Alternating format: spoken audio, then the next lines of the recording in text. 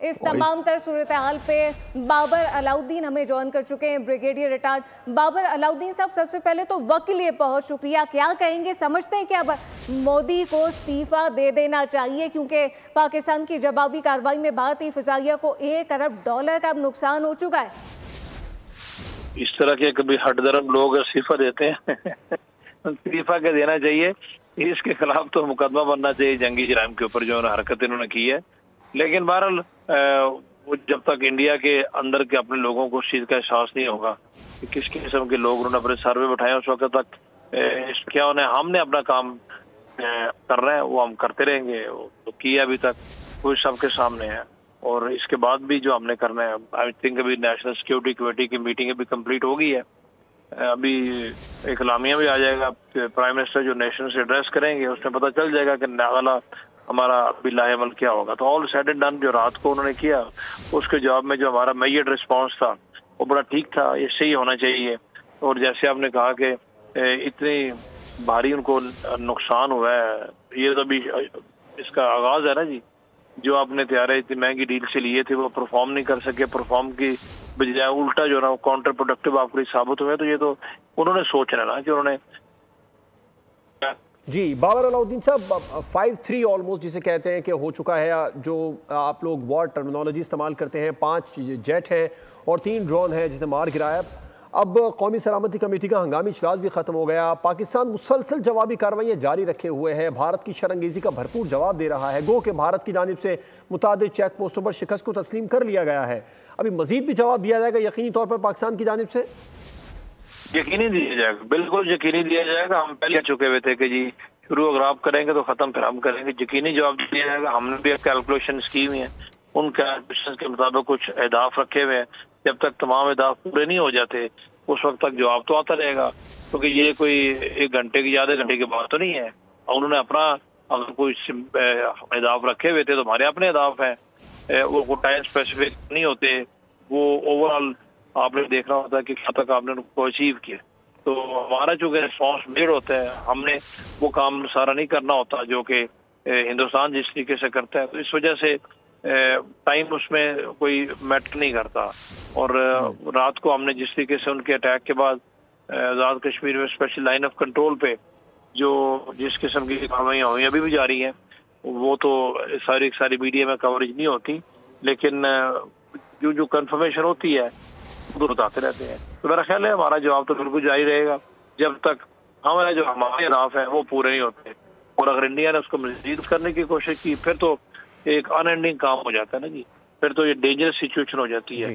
तो करेंगे तो बस बिल्कुल करेंगे, इंशाल्लाह करेंगे बाबर साहब। लेकिन एक बात है जो बड़ी इंपॉर्टेंट है, वो ये कि इंडिया ने स्टार्ट ही जंगी जराइम से किया। नीलम झेलम नौसरी डैम के स्ट्रक्चर को तबाह करने की कोशिश की, फिर मसाजिद पर हमले किए, आम शहरियों को निशाना बनाया गया, जबकि पाकिस्तान की जानिब से इंतहाई जिम्मेदारी का मुजाहरा किया गया। सिर्फ फौजी तनसीबात को निशाना बनाया गया और जो जेट पाकिस्तानी हुदूद में दाखिल होने की कोशिश कर रहे थे उन्हें तबाह किया गया।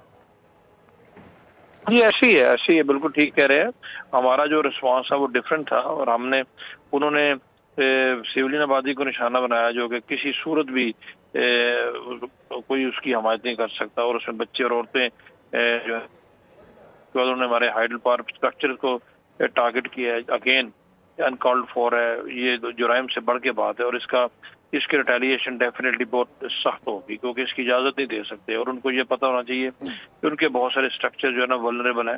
ये सिलसिला चल निकला तो फिर तो इसकी तो कहीं पर एंड होगा ही नहीं। उन्होंने अनकॉल्ड फॉर अनप्रोवोक्ड ये किया है। बीच में हाइडल स्ट्रक्चर तो कहीं पर आते नहीं है। इंडस वाटर ट्रीटी की खिलाफवर्जी उन्होंने की है। हमारे स्ट्रक्चर तो पहले मौजूद थे, और हमारे स्ट्रक्चर हमारे वाटर पे थे, वो उनके वाटर पे नहीं थे। जब पानी वहां से निकल के पाकिस्तान में आता है फिर ये स्ट्रक्चर बनते हैं।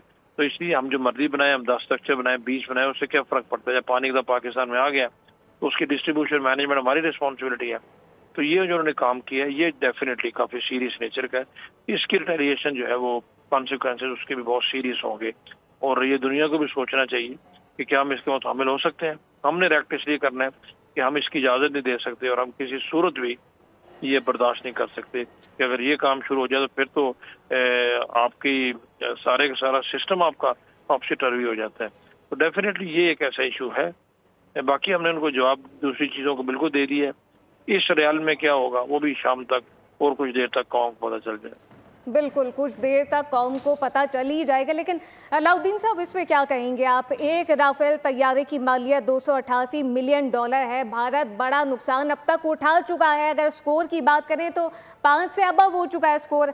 मोदी और भारत के ये जो हथकंडे, ये बेवकूफ़ बनाना किसको चाहते हैं? अगर कनाडा की बात करें, यूएस की बात करें, ऑस्ट्रेलिया की बात करें, मुनज़्ज़म भारत के दहशतगर्दी के यहाँ भी सबूत मिल चुके हैं आलमी सतह पर। अब भारत क्या साबित करना चाहता है? देखें, करना उसने क्या है इससे बढ़ के, और दुनिया के सामने कुछ स्टांस नहीं है, किसी चीज को आप डिफेंड नहीं कर सकते, दुनिया आपके साथ नहीं खड़ी। जब इस तरह के काम आप करेंगे तो कौन आपके साथ खड़ा होगा? क्योंकि जो आपके एलाइज हैं वो भी एम्बेरस्ड हैं। आपने पहल की है, आपको कोई पहल करने की जरूरत नहीं थी।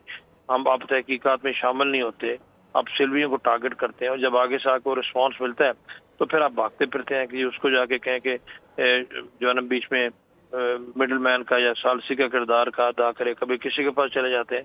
अगर आप में इतनी जरूरत हिम्मत नहीं थी तो पहले आप ये काम ना करते। हमने तो आपको इंतबाह किया था कि ऐसा काम नहीं करना। तो अभी जो उन्होंने ये हरकत की है, डेफिनेटली इसके कॉन्सिक्वेंसेस तो होंगे और कॉन्सिक्वेंसेस बर्दाश्त करने पड़ेंगे।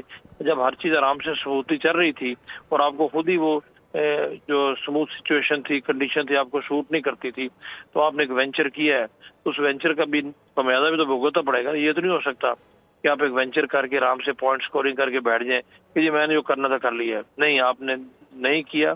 आपने बिल्कुल वो काम किया जिसके ऊपर आपके खिलाफ सख्त रिस्पॉन्स आना चाहिए, और आपने उसको देख लिया है। और अभी जो कि आपके पाँव खड़े हुए हैं, आपको ये डर है कि ये रिस्पॉन्स ऐसा तरह से बिल्डर होकर बड़ा ना हो जाए, तभी आप दाएं मैं लोगों से करवा रहे हैं कि सुलह हो जाए।